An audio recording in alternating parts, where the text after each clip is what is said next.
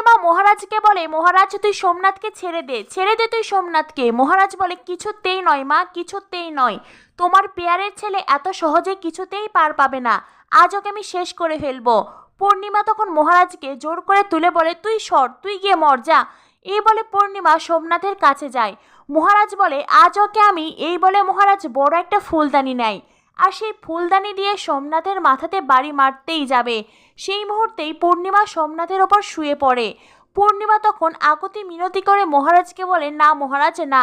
মায়ের এমন আকুতি মিনতি দেখে মহারাজ থমকে যায়, কিন্তু সে আবারও সোমনাথের কলার চেপে ধরে আর সোমনাথকে নিয়ে বাবার পায়ের কাছে ছুঁড়ে দিয়ে বলে, এখনই বাবার কাছে তুই ক্ষমা চাইবি। সোমনাথ তখন অনেক কষ্ট করে উঠে দাঁড়ায়। বাবা বলতে গিয়েও মা বলে, মায়ের পা ধরে সোমনাথ কাঁদতে থাকে। সোমনাথের কান্না দেখে সোমনাথের মা যেন গলে যায়। পূর্ণিমা তখন সোমনাথকে বলে, এই তো বাবা, মা আছে, কিচ্ছু হবে না তোর, কিচ্ছু হবে না। ও মা গো, আমার ছেলেটার কি চেহারা হয়েছে, তুই এতদিন হলো একই জামা পরে আছিস। মহারাজ বলে, বাহ, এতদিন শুনেছি পিতৃ স্নেহে মানুষ অন্ধ, এটা দেখি মাতৃ স্নেহ আরো এক কাঠি ওপরে। পূর্ণিমা তখন মহারাজের দিকে তাকিয়ে সোমনাথকে বলে, বাবা একদম ভয় পাবি না, ভয় পাস না তুই, তোর মা আছে। এই বলে পূর্ণিমা নিজের বুকে সোমনাথকে আঁকড়ে ধরে। মহারাজ বলে, মা এটা তুমি কি করলে, কি করলে, এটা কি তুমি ঠিক করলে? ও একটা মেয়েকে বিয়ের মণ্ডপে রেখে পালিয়ে গিয়েছিল আর তুমি ওকে শাসন না করে উল্টোকে ভালোবাসা দিচ্ছ। যা হয়ে যাক আর যা খুশি হয়ে যাক, ও আমার কাছ থেকে আরো প্রচুর মার খাবে, ওর মারের কথা এখনো শেষ হয়নি। এই বলে মহারাজ আবারও সোমনাথকে মারতে শুরু করে দেয়। মারতে মারতে সোমনাথের ঘাড় ধরে নিজের বাবার সামনে নিয়ে গিয়ে দাঁড় করায় আর বলে, বাবার কাছে ক্ষমা চা, এক্ষুনি তুই বাবার কাছে ক্ষমা চা।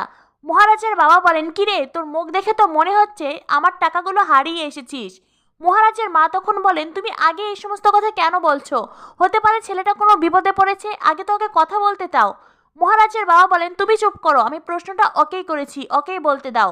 মহারাজ তখন সোমনাথকে বলে, কিরে বল বল, বাবার টাকা কোথায় রেখেছিস বল। সোমনাথ কোনো কথা বলে না। মহারাজ আবারও মারতে শুরু করে দেয়। মহারাজের মার দেখে শিব মহারাজকে আটকানোর চেষ্টা করে, কিন্তু মহারাজ আজ কারো কথা শুনছে না। পূজারিনী তখন তার শ্বশুর মশাইকে বলে, বাবা বাবা আপনি ওকে আটকান, নইলে আরো একটা খুন করে ফেলবে। এই কথা শুনে মহারাজের বাবা মনে মনে ভাবতে থাকেন, হাইরে মহারাজ, তোর কপাল, তোর বিয়ে করার নতুন বউ, সেও তোকে ভুল বুঝে বসে আছে, আর আমার এমন কপাল যে আমি সত্যিটা কাউকে বলতেও পারছি না। পূজারিনী তখন মনে মনে ভাবতে থাকে, এই সমস্ত কিছু বলে আর হবে না, এবার যা করার আমাকেই করতে হবে। এই বলে পূজারিনী মহারাজের হাত ধরে বলে, এদিকে আসুন, অনেক হয়েছে, আর মারবেন না। মহারাজ বলে, আপনি জানেন ও কেন আপনাকে বিয়ে করতে চেয়েছিল? আপনাকে মানে একটা ফুল আলীকেও বিয়ে করতে চেয়েছিল একটাই কারণে, বাবার সঙ্গে ওর একটা